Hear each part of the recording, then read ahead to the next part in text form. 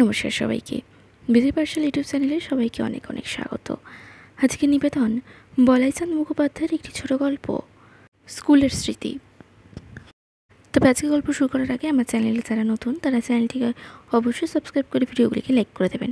ভালো লাগলে বন্ধুদের সঙ্গে শেয়ার করবেন এবং পাশে থাকা বেল আইকনটি অবশ্যই ক্লিক করবেন। শুরু করছি আজকে নিবেদন। গত বর্ষায় বেশ একটু কাবু করিয়াছিল।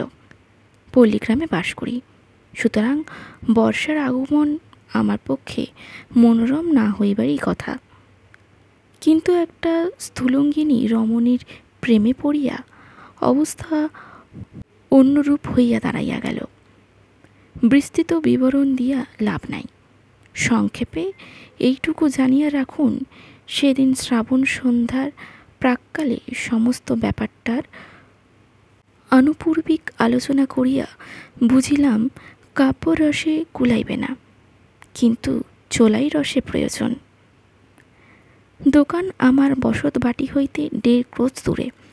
উপায়ান্তর না দেখিয়া হাঁটু পর্যন্ত কাপড় তুলিয়া কাদায় চপচপ করতে করিতে বাহির হইয়া পড়িলাম। গঙ্গার তীর 2 কূল প্লাবিত।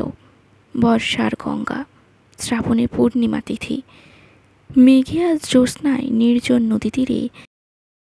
যাক, বর্ণনা করিয়া সময় নষ্ট করিলাম না। সে আর আমি মুখোমুখি বসিয়াছিলাম। এই আমাদের প্রথম নির্জন সাক্ষাৎ। চারিদিকে জনমানসের চিহ্ন নাই। একটু দূরেই স্থানীয় শ্মশান। আকাশে মেঘে ও জ্যোৎস্না, সম্মুখে বেগবতী বর্ষার নদী। আমার ত্যাগে কিঞ্চিৎ ধন ও উদরে প্রচুর ধৈর্য।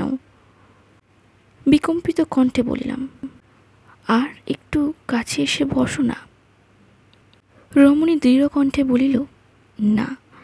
আমি আবেগ ভরে কহিলাম, কেন বলো, কেন?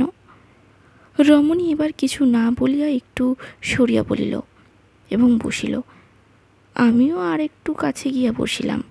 বলিলাম, কেন বলো, কেন? ভয় করছে?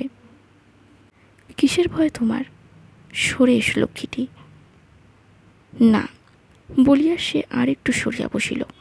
আমি আবার একটু কাছে গিয়া উচ্ছ্বসিত কণ্ঠে বলিলাম,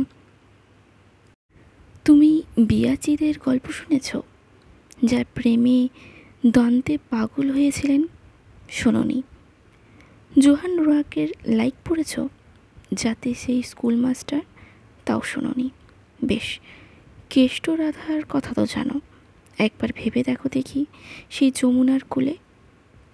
এবার রমণী বলিল, আমরা হলাম কৈতবের মেয়ে। উদ্বেলিত হৃদয়ে বলিলাম, হোক, তাতে ক্ষতি নেই।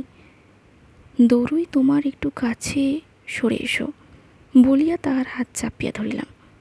এক ছটকায় হাত ছাড়িয়া লইয়া সে আরও খানিকটা সরিয়া গেল। আমিও তৎক্ষণাৎ আবার তাহার কাছে গিয়া বসিলাম। মাথার উপর এক পশলা বৃষ্টি হইতে লাগিল। গ্রাহ্যের মধ্যেই আনিলাম না।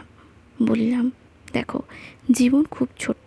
এই ক্ষুদ্র জীবনে আজ যে শুভ মূর্তিটি এসেছে, নষ্ট করো না তাকে। শুনছ? যত টাকা লাগে। শুনছ?